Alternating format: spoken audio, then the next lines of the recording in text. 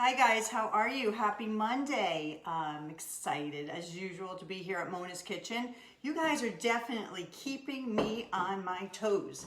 And I was looking at all the videos, lives that I've done over the past 5.5 weeks, and I realized that whenever I did a salmon, I always got a major thumbs up. And it seems like what to do with fish seems to be a very popular topic. So I thought tonight I would do a riff. This is a brand new recipe. I came up with it literally yesterday, so it doesn't come from any cookbook, but it really employs great flavors of Asian fusion. And so tonight we're going to be making a Hoisin salmon dinner, but the best part of it is mostly all of the ingredients are all on one sheet. And I asked the audience, I asked you guys what you wanted as a side dish, and quinoa won. So I did have to use a pot to make some quinoa, but you don't even have to do that. If you wanted to put a potato or a sweet potato, you could do that too. So what I'd like to do tonight is kind of show you how to make this Hoisin salmon dinner. And I've got to tell you, it's all about, as I say from New York, the sauce. It's all about the sauce. And one of my favorite Asian flavors is Hoisin sauce, which is a plum sauce, which is so delicious. So that's what I'm going to start with. So this is a Hoisin sauce, and actually all the meals that I make are gluten-free, and so I always try to look for gluten-free ingredients. And actually I found this awesome Hoisin sauce by Joyce Chen that is gluten-free. And I'm going to put this in my store tonight, but it's great. I actually found this at my local, I think it was Wegmans. But there is a gluten-free Hoisin sauce, so I'm definitely going to include that. So I'm going to take 2 tablespoons of Hoisin sauce and put it in a small bowl.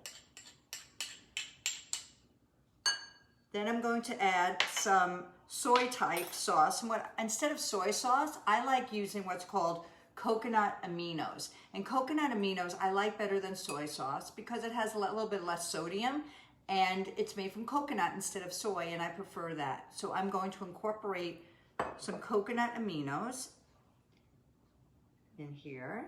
Then some fresh garlic, why not? You've got the soy, I got the coconut aminos, the Hoisin, the plum, the garlic. So I'm gonna add a teaspoon of crushed garlic. Now you have a choice. You could either mince the garlic yourself, or else there are these great cubes by a company called Dolgov that you could get at Trader Joe's. And a lot of supermarkets have it now. They're in the frozen food section, and you can just get frozen minced garlic, and they're awesome. Also, there's the jarred minced garlic too, although I always prefer fresh. Okay, so then I'm going to add a little bit of sesame oil. Yum. And then some fresh lime juice. And this is a half of a lime. And then what I'm going to do is just squeeze it and juice. It's about 2 teaspoons of lime juice. And then my last ingredient I'm going to put in is, this is a cube of ginger. So you could take ginger root and cut it up. I use this Dolgov cube of ginger, and because I always keep it in the freezer. I didn't have any ginger root in the store today. I didn't see any in the store today. So for those who just came on board, hey Allie, how are you? So I'm making this Hoisin sauce, which has really great ingredients. And just to review, it's a combination of sesame oil, Hoisin sauce, fresh lime juice, garlic, and coconut aminos. And so what I'm going to do now is mix it up. And then the other things that you can do, you can riff off of the sauce. What do I mean by riff? If you don't have lime in the house, but you have an orange in the house, you can use two teaspoons of orange juice instead of lime juice. Or if you have lemon in the house, any citrus will do. So the Hoisin is really what makes this flavor, and the combination of the Hoisin with the coconut aminos and some sort of an acid like a fresh citrus juice is great. It's interesting, there's a lot of recipes out there for sauces like this that include a lot of sugar, like a lot of brown sugar, like almost 1/3 to 1/2 cup of brown sugar. But guys, you don't really need it. It's naturally sweet, it tastes sweet. It's from plums, so why not? So the sauce is already done. Okay, so what I like to do is to make a sheet pan meal. And what's really great about a sheet pan meal, you put all the ingredients, and I've made sure that the vegetables that I'm including with the salmon all cook at the same time. And I'm going to give you some tricks on how to make sure that that happens, okay? So before I smear the sauce on, who's on? Someone just came on. Oh, it's Heather again. How much aminos again? Oh, a couple of teaspoons. Actually, to be exact, it will be two teaspoons. So it's 2 teaspoons of coconut aminos, 2 tablespoons of Hoisin, 2 teaspoons of any citrus juice. I'm using fresh lime juice because I like that. 1 teaspoon of garlic, 1 teaspoon of ginger, 2 teaspoons of sesame oil.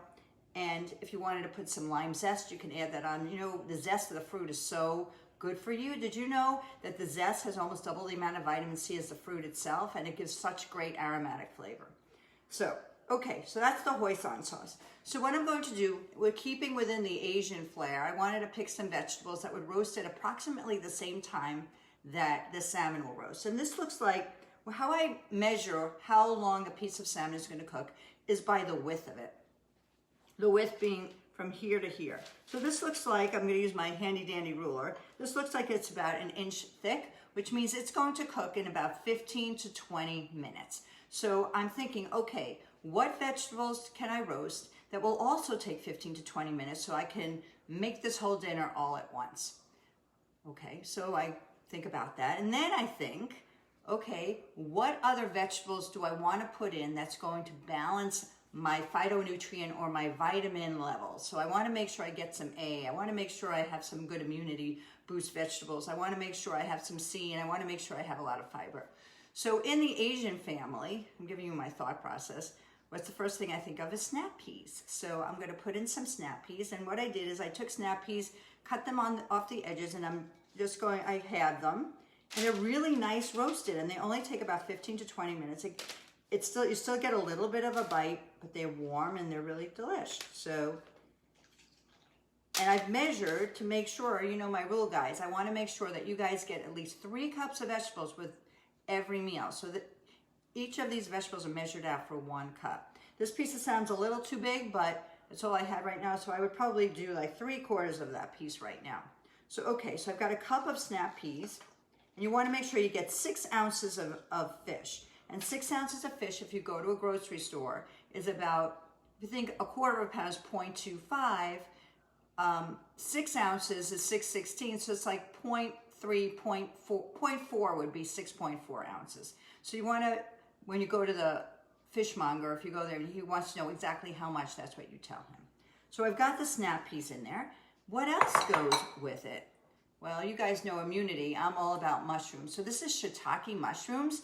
And so I'm adding some shiitake mushrooms. These are great roasted, very, very delicious. And I'm gonna throw in some fresh garlic over it. So talk about a major immunity booster. Shiitake mushrooms with a little garlic. Like, yes, I'm ready. So again, I have a cup of shiitake mushrooms. And all of a sudden, the stir, it's almost like a roasted stir fry. It's like a roast stir. I've got my snap peas, I've got my mushrooms, and then the other vegetable I'm going to throw in, I was thinking about something along the sweet potato, the orange family, carrots or sweet potatoes, but I had some butternut squash at home. So one of the things I thought about is these vegetables all have to cook for 15 or 20 minutes. Which of those orange vegetables cooks for the least amount of time? And the answer to that is butternut squash. But you also have to make sure that you cut it into very small pieces, because when you cut it into very small pieces, it's going to cook faster. So you don't want to put, if you put big chunks, it's going to take close to 30 to 40 minutes. But if you wanted some butternut squash like I did, I chopped it up into smaller pieces so it will be ready in 15 to 20 minutes. It's just like a little trick. So whenever you look at, roasting charts for vegetables, it's very dependent on the cut and how you cut it. So that's just a little Mona trick I just wanted to teach you. So, okay, so of course here's a cup of butternut squash. And all right, so this is our naked dinner so far. So we've got our salmon, we've got our snap peas, we've got our mushrooms, and we've got our butternut squash. And before I sauce it up, I want to say, hey, a lot of people came on board. Hey, Allison, hi, Robin, hi, Mitch, and hi, Joe. So for those guys who just came on board, I'm just going to do a quick recap. We made a homemade Hoisin sauce. And what we did is that we combined a combination of Hoisin sauce, fresh lime, sesame oil, soy sauce. I used coconut aminos, some fresh ginger, and some fresh garlic, and we mixed it up together into this beautiful, beautiful sauce, which is right over here. So, and then what I explained to the group is that I want to make sure that you guys get 3 cups of vegetables. So I went into the whole Asian family and picked snap peas, mushrooms, and butternut squash.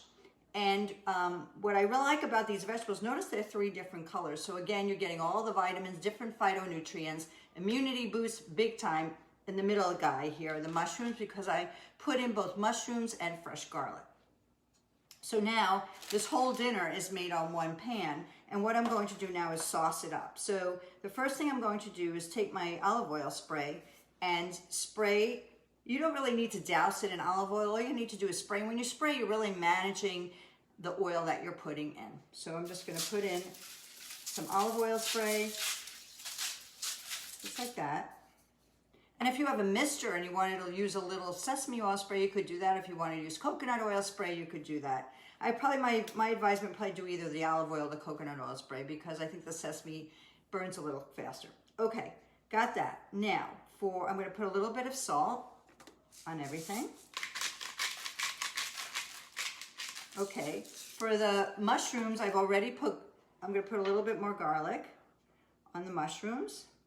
Give it a little flavor boost. Mushrooms and garlic, like who would not love that, right guys? And then another spice that I like to use in the Asian family is a really cool spice. It's called Chinese 5 spice. Have you ever heard of it?